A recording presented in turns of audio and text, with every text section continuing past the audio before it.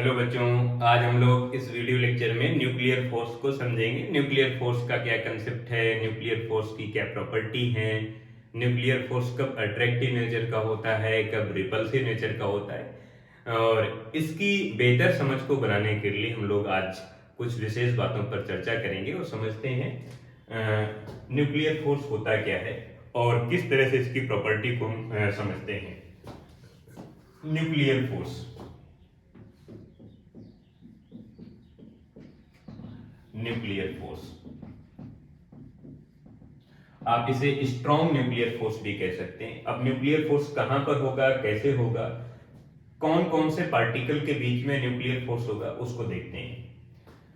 Nuclear force nucleons की वजह से क्रिएट होता है। तो न्यूक्लियॉन्स को बनाने के लिए हमारे पास एक न्यूक्लियस है, तो ये हो गया न्यूक्लियस। और न्यूक्लियस में दो पार्टिकल होते हैं, एक पार्टिकल का नाम है प्रोटॉन एंड दूसरे का नाम है न्यूट्रॉन।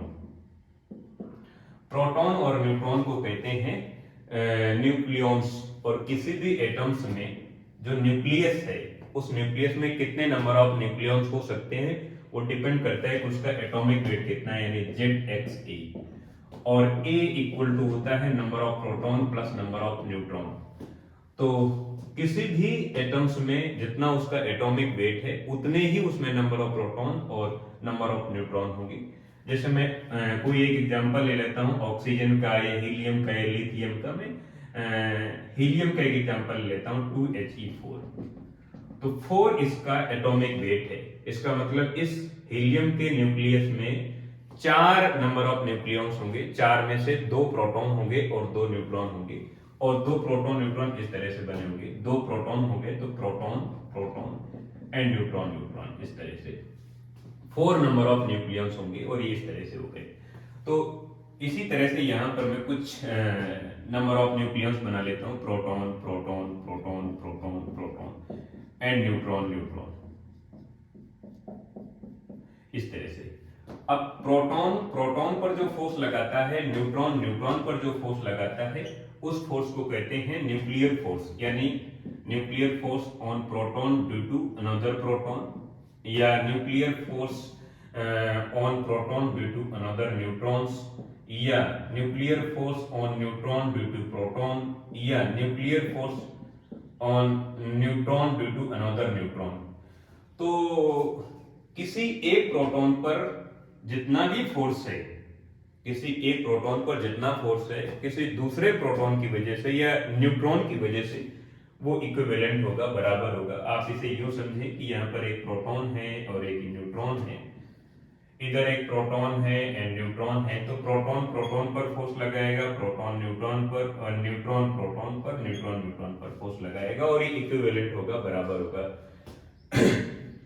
अब बात करते हैं कि कब न्यूक्लियर फोर्स अट्रैक्टिव नेचर का होगा, कब रिपल्सिव नेचर का होगा, उसको हम समझ लेते हैं। और न्यूक्लियर फोर्स के अट्रैक्टिव और रिपल्सिव नेचर को समझने के लिए हम दो न्यूक्लियॉन्स के बीच के सेपरेशन डिस्टेंस को समझते हैं। लेकिन आपको इस बात को ध्यान रखना है कि जो न्यूक्लियर फोर्स है वो न्यूक्लियॉन्स की वजह से है, और न्यूक्लियॉन्स है प्रोटॉन न्यूट्रॉन। लेकिन प्रोटॉन न्यूट्रॉन पर जो फोर्स लगाएगा उसे आप न्यूक्लियर फोर्स कहेंगे, न्यूट्रॉन प्रोटॉन पर जो फोर्स लगाएगा उसे आप न्यूक्लियर फोर्स कहोगे, प्रोटॉन प्रोटॉन पर जो फोर्स लगाएगा उसे आप न्यूक्लियर फोर्स कहेंगे। लेकिन जब तक वो न्यूक्लियस के अंदर है तभी तक। अगर ये न्यूक्लियस न्यूक्लियस से बाहर आ जाएंगे तो फिर ये दोनों एक दूसरे पर न्यूक्लियर फोर्स नहीं लगा पाएंगे, फिर ये दोनों एक दूसरे पर ग्रेविटेशनल फोर्स लगा पाएंगे, बिकॉज इनके बीच के सेपरेशन डिस्टेंस बढ़ जाएगी और बढ़ने की वजह से फिर ये न्यूक्लियर फोर्स एक दूसरे पर नहीं लगा पाएंगे। इन दो पार्टिकल के बीच की एवरेज जो सेपरेशन डिस्टेंस होती है वो अप्रोक्सीमेट 0.6 फेक्टोमीटर होती है, फर्मी 0.6 फर्मी होती है। और जैसे ही इन न्यूक्लियस को हम बाहर निकाल लेंगे तो फिर ये इनके बीच के जो सेपरेशन डिस्टेंस है वो बढ़ जाएगी, बढ़ने की वजह से फिर न्यूक्लियर फोर्स नहीं लगा पाएंगे। तो समझते हैं कब ये दोनों एक दूसरे को रिपेल करते हैं या कब अट्रैक्ट करते हैं। उसके लिए हम लोग एक ग्राफ देखते हैं। और समझते हैं कि न्यूक्लियर फोर्स कब अट्रैक्टिव नेचर का होता है, कब रिपल्सिव नेचर का होता है। Repulsive nature and attractive nature of nuclear force. Nuclear force का जो नेचर है वो कभी कभी अट्रैक्टिव नेचर का है, कभी कभी रिपल्सिव नेचर का होता है। जैसे जो चार्ज पार्टिकल हैं वो कभी कभी एक दूसरे को अट्रैक्ट करते हैं, कभी कभी रिपल करते हैं। तो कब अट्रैक्ट करते हैं, कब रिपल करते हैं, ऐसा ही कुछ कंसेप्ट यहाँ पर है। अब हम न्यूक्लियस को बना लेते हैं यहाँ पर proton, neutron, neutron, proton, neutron, proton, इस तरह से कुछ हमने न्यूक्लियॉन्स को यहाँ पर बना लिए। अब दो न्यूक्लियॉन्स के बीच की जो एवरेज सेपरेशन डिस्टेंस होती है उसको मैं यहाँ पर लिख देता हूँ 0.1। यहाँ पर मैं प्रोटॉन बनाता हूँ, इधर मैं प्रोटॉन बना लेता हूँ, और इनके बीच की जो सेपरेशन डिस्टेंस है, एवरेज सेपरेशन डिस्टेंस, वो R0 हम लिख सकते हैं। R0 की वैल्यू अभी हम जान लेंगे। चाहे मैं न्यूट्रॉन न्यूट्रॉन के बीच की सेपरेशन डिस्टेंस देखूं तो एवरेज जो सेपरेशन डिस्टेंस आती है वो R0 आती है। या मैं कह दूं कि न्यूट्रॉन प्रोटॉन के बीच की जो सेपरेशन डिस्टेंस है उसको मैं अगर लिख दूं तो एवरेज वैल्यू R0 आती है, ये एवरेज वैल्यू होगी। और R0 की जो वैल्यू मैं लिखूंगा R0 अप्रोक्सीमेट 0.6 फेक्टोमीटर होगी, और 1 फेक्टोमीटर इक्वल टू 10 पावर माइनस का 15 मीटर होगी। यानी R0 की जो अप्रोक्सीमेट वैल्यू होगी 0.6 10 पावर माइनस 15 मीटर के आसपास होगी। तो दो न्यूक्लियस के बीच की जो सेपरेशन डिस्टेंस है वो अप्रोक्सीमेट 0.6 फेक्टोमीटर के आसपास है।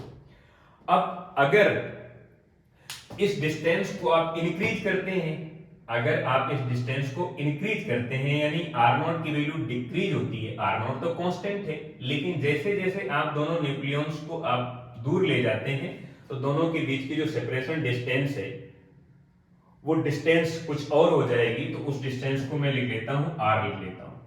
और अगर R की वैल्यू ज्यादा है R0 से अगर R की वैल्यू ज्यादा हो गई R0 से तो दोनों न्यूक्लियॉन्स अंदर आना चाहेंगे, अंदर आने के लिए एक दूसरे को अट्रैक्ट करेंगे। तो इस कंडीशन में दोनों एक दूसरे को अट्रैक्ट करेंगे, यानी अट्रैक्टिव नेचर का होगा।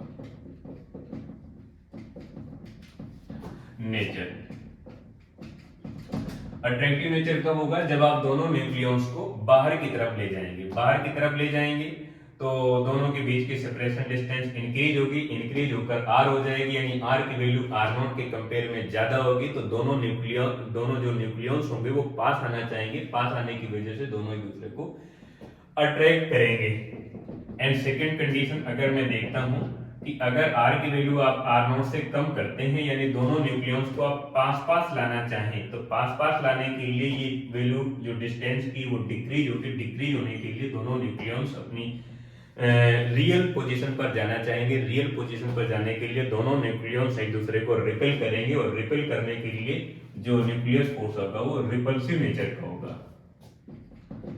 नेचर यहाँ पर रिपल्सिव नेचर का होगा। और इसका हम एक ग्राफ देख लेते हैं पोटेंशियल एनर्जी के साथ। इधर है R डिस्टेंस, इधर है पोटेंशियल एनर्जी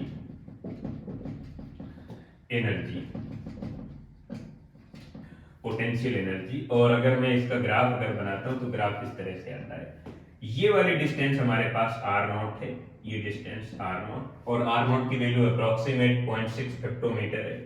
यहाँ पे जो पोटेंशियल एनर्जी है प्लस का 100 मेगा इलेक्ट्रॉन वोल्ट है, और यहाँ पर जो पोटेंशियल एनर्जी मिलेगी माइनस का 100 मेगा इलेक्ट्रॉन वोल्ट मिलेगी। अब अगर इस सेपरेशन डिस्टेंस को अगर आप इंक्रीज करते हैं तो अट्रैक्टिव नेचर का, डिक्रीज करते हैं तो ये रिपल्सिव नेचर का होगा। इस हिसाब से अब हम डिस्टेंस के हिसाब से दो न्यूक्लियॉन्स के बीच की सेपरेशन डिस्टेंस ये डिसाइड करेगी कि जो न्यूक्लियर फोर्स है वो अट्रैक्टिव नेचर का है या रिपल्सिव नेचर का है। सपोज दैट ये न्यूक्लियॉन्स है यहाँ पर, अब ये इनके बीच के सेपरेशन डिस्टेंस R0 हो गई, और अगर मैं इनके सेपरेशन डिस्टेंस को इंक्रीज कर रहा हूं तो ये दोनों न्यूक्लियॉन्स अपनी रियल सिचुएशन पर आना चाहेंगे। रियल सिचुएशन पर आने के लिए दोनों एक दूसरे को अट्रैक्ट करेंगे। अट्रैक्ट करेंगे। अगर इसकी सेकंड कंडीशन पर मैं बात करता हूं, ये दोनों की नेचुरल पोजीशन हो गई जिसे हम आर नॉट सेपरेशन डिस्टेंस कह रहे हैं, और अगर मैं इस डिस्टेंस को डिक्रीज करता हूं तो दोनों न्यूक्लियॉन्स एक दूसरे से दूर जाना चाहेंगे बिकॉज अपनी नेचुरल पोजीशन पर जाना चाहेंगे। इस सिचुएशन पर दोनों एक दूसरे को रिपेल करेंगे। तो ये डिपेंड करता है कि दोनों न्यूक्लियॉन्स के बीच के सेपरेशन डिस्टेंस क्या है। अब हम समझते हैं इसकी कुछ property.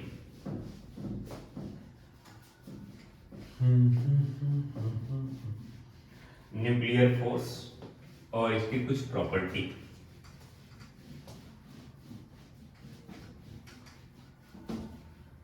Properties of nuclear force.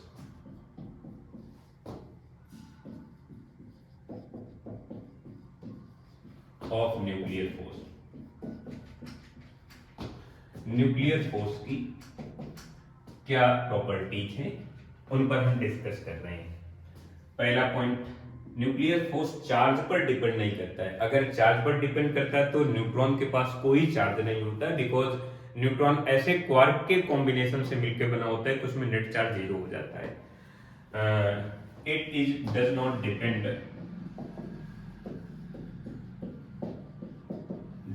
Depend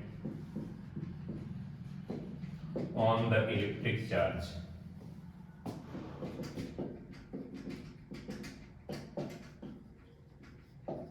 electric charge पर डिपेंड नहीं करता है। Second, nuclear force attractive and repulsive दोनों टाइप का हो सकता है। Nature of nuclear force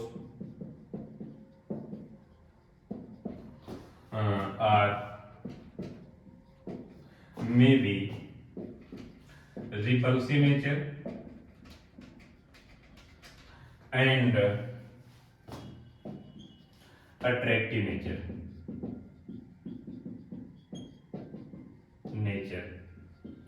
depend on the separation distance of the nucleons। depend on the separation distance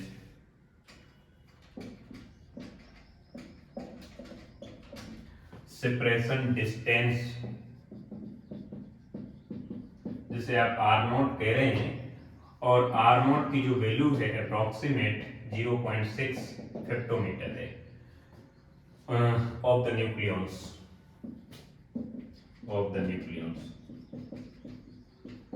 nucleons का मतलब है प्रोटॉन एंड न्यूट्रॉन। प्रोटॉन भी हो सकता है, न्यूट्रॉन भी हो सकता है, दोनों हो सकते हैं। And third property, nuclear force को हम स्ट्रॉन्ग न्यूक्लियर फोर्स के नाम से जानते हैं। मीन स्ट्रॉन्ग न्यूक्लियर फोर्स या nuclear force is much more larger than as a compare to other force. more larger than as a compared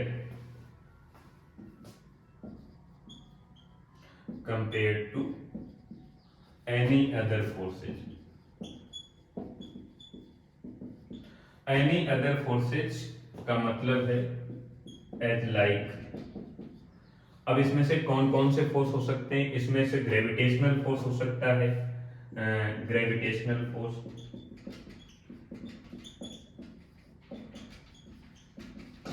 और कौन फोर्स हो सकता है? और इलेक्ट्रोमैग्नेटिक फोर्स हो सकता है।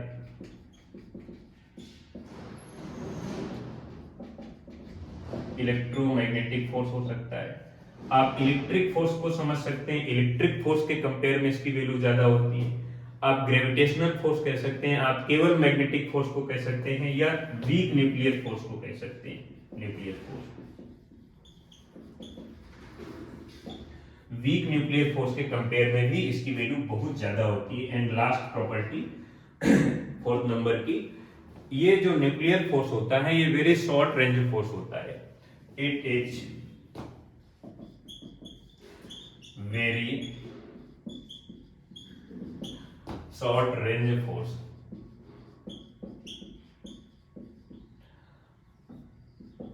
और इसकी जो रेंज है जिसे आप आर कह रहे हैं अप्रोक्सीमेट 10 पावर -15 मीटर के आसपास होती है, ये रेंज होती है और बहुत स्ट्रांग होता है। तो ये कुछ प्रॉपर्टी हुई न्यूक्लियर फोर्स की।